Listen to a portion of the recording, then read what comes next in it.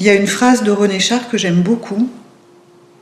Un poète doit laisser des traces de son passage, non des preuves. Seules les traces font rêver. Pour cette série, j'ai beaucoup regardé le ciel, dans des endroits différents de la France, mais à la limite, peu importe. Ce qui était intéressant, c'était l'alchimie que ça a fait en moi, et puis l'alchimie ensuite que ça a fait avec la peinture, comment j'allais restituer toutes ces impressions. Et en fait, c'est plutôt la voix du ciel en moi que des ciels illustratifs et figuratifs qui sont en question dans cette longue série d'œuvres. Ce qui est intéressant sur la légèreté, c'est que la légèreté des nuages, on peut avoir l'impression que c'est très léger vu d'en bas, mais en fait, la légèreté, les nuages en haut, c'est peut-être des chaudrons bouillonnants, des cyclones en formation. Donc la légèreté, c'est vraiment une question de point de vue, c'est de là où on se place.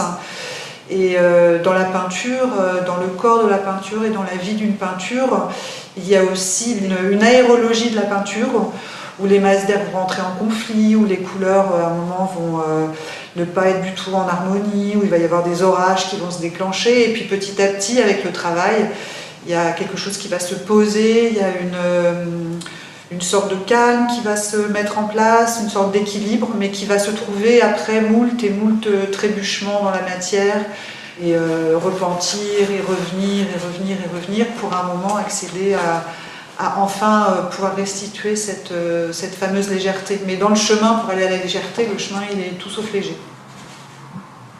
Donc les toiles, c'est une expression en 2 dimensions, donc murale, frontale, sur un mur. Et j'ai souhaité poursuivre cette série sur la légèreté dans l'espace, en créant des œuvres nuages avec un tissu métallique très fin, qui va générer des œuvres en suspension dans l'espace, qui vont bouger avec le flux aléatoire de l'air dans les pièces. Et pour moi, c'est une continuité d'étoiles et un accompagnement dans l'air. Dans cette exposition, dans ce très beau lieu qui est le 24 Beaubourg, je souhaite poser des nouvelles conditions pour regarder l'art et ouvrir à un public large, que l'exposition soit très accueillante. Et pour ça, je propose des temps de méditation, je propose des temps de musique, pour que les gens s'imprègnent totalement des œuvres, puissent faire des voyages intérieurs, puissent rentrer dans les couleurs, puissent eux-mêmes convoquer leur propre apesanteur. Et j'espère que ça pourra toucher le cœur des spectateurs.